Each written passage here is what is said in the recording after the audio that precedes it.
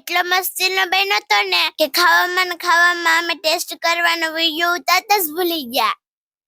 આજ તો મામા કહે ને કે ચાચા કે કાયમી તીખું બનાવવા, આજ તો કંઈક મીઠું બનાવ. એટલે આપણે લઈ લીધા મસ્તીનો રાતા સોર જેવા ગાજર. વા ભાઈ, આજ આપણે બનાવવાનો હતો મસ્તીનો ગાજરનો હલવો, એ પણ બહારની કઈ એક્સ્ટ્રા વસ્તુ નાખ્યા વિનાનો હો.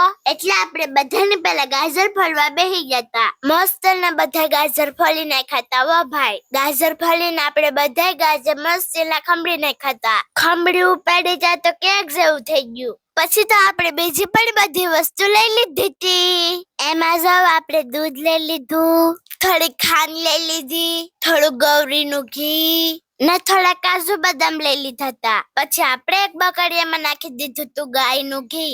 ઘી થોડું ગરમ છે ને એટલે આપણે એમાં નાખી દીધા ખમરેલા ગાજર. પછી તો ગાજરને મસ્તીનું હારી ઘડી પાકવા દીધું. હરખાએ પાકી ગયું ને એટલે આપણે એમાં નાખી દીધું દૂધ. પછી તો દૂધ નાખીને ભાઈ પાકવા દીધું. કેટલી ઘડી પાકવા દીધું હો ભાઈ. હારી ઘડી પાકવા દીધું ને પછી નાખી દીધી ખાંડ. ખાંડ નાખીને પણ કેટલી ઘડી પાકવા દીધું તું હો ભાઈ. બહુ ઝાઝી ઘડી પાકવા દીધું તું ને બસ આપણો ગાજરનો હલવો તૈયાર જ થઈ ગયો તો. મસ્તીનું પાકી ગયું તું. પછી આપણે એને ઉતારીને એમાં નાખી દીધું તું થોડું ગાયનું ઘી ને માથે થોડા કાજુ બદામ પણ નાખી દીધા હતા. ને એટલી જ વારમાં આપણો ગાજરનો હલવો બનીને તૈયાર થઈ ગયો તો હો ભાઈ. તો તમને અમારો વિડીયો પસંદ આવ્યો ને તો વિડીયોને લાઈક કરી દેજો, 2-3 જણાને શેર કરી દેજો ને અમારા અકાઉન્ટને ફોલો કરી દેજો. Bye bye, take tech.